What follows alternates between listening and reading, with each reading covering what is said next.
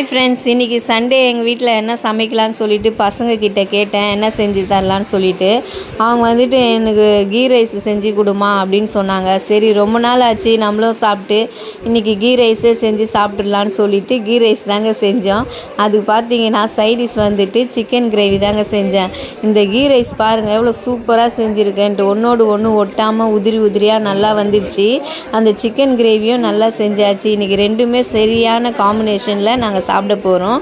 இந்த சிக்கன் வந்துட்டு எப்போவுமே வந்துட்டு கீ ரைஸ் செஞ்சின்னா இந்த மாதிரி சிக்கன் கிரேவி செஞ்சு சாப்பிடுங்க, செம்ம டேஸ்ட்டாக இருக்கும்.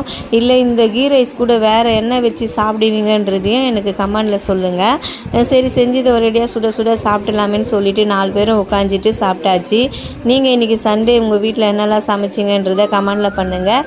இந்த மாதிரி கீ ரைஸ் செஞ்சிங்கன்னா வேறு என்ன காம்பினேஷன் கூட சாப்பிட்டா நல்லாயிருக்குன்றதையும் கமெண்டில் சொல்லுங்கள்.